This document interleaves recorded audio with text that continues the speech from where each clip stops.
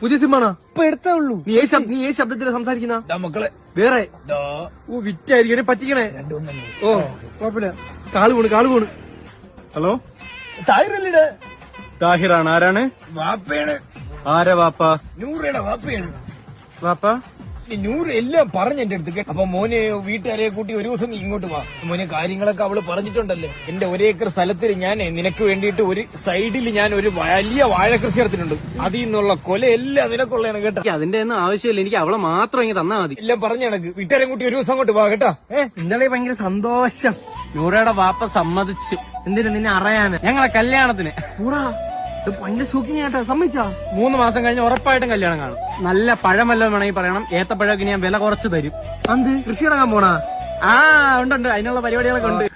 പിന്നെ സീരിയസ് ഒരു കാര്യം, എനിക്ക് ജോലി കിട്ടി.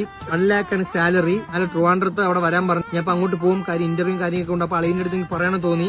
അളിയന്റെ സന്തോഷം എന്റെ സന്തോഷം കിടക്കട്ടെ. ഓക്കെ. എന്തൊരു ജോലി? അത് DMD സ്റ്റീൽ കമ്പനി എന്നാണ്. മിസ്റ്റർ ഹാസിർ അല്ലേ?